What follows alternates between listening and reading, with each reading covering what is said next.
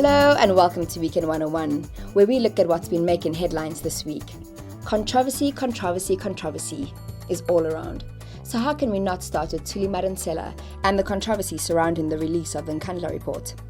The report delves into the over 200 million rand upgrade on President Jacob Zuma's Nkandla home. The security cluster took Madonsela to court to delay the report so they could have more time to review it. But on Thursday, the cluster dropped their bid to interdict the public protector after receiving the extra time afforded to them from taking her to court. The security cluster ministers last Friday stated that parts of her findings contain a plethora of breaches to state security that could compromise the president's safety. In an affidavit this week, Madonsela hit back at state security ministers, saying the release of the report will not jeopardize the safety of the president nor the state. The public protector also spoke out about the resistance she received while performing her investigation. Ministers and president, where is the love for this gallant but lone ranger, as clearly depicted by political cartoonist Zapiro this week? Staying on the topic of outspoken people, but maybe not the most sensible kind, ANC Deputy President Cyril Ramphosa surprised even his fiercest detractors when he warned against the return of the boers if we don't vote for the ANC. In a response to the public's confusion and backlash over his statement, Ramaphosa didn't apologize about the use of the word.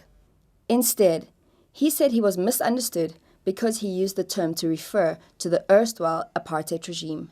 Do we have to remind the ANC's deputy president that the word was also used to describe white Afrikaans people? So much for the ANC's policy on racial harmony and its commitment to equality.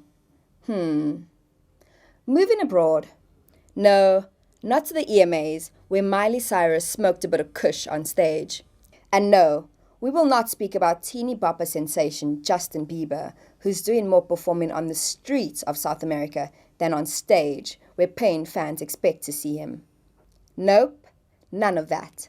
This week's international focus is on the Philippines as death and destruction spread through parts of the country after Super Typhoon Haiyan hit.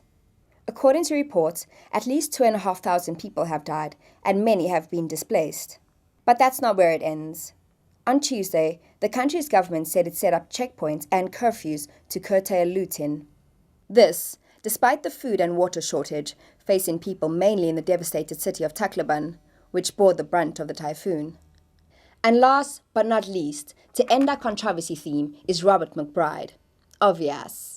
I'm sure the former Metro Police officer's nomination to become the head of the Independent Investigative Police Directorate has left many a jaw on the floor. What was Police Minister Nathi Mthethwa thinking recommending someone like McBride to head the police watchdog? Yes, his conviction for drunk driving didn't stick after it was overturned. But Mr. Minister, was there no one else you could have recommended? Someone, well, less controversial? And that, folks, is all for Weekend 101.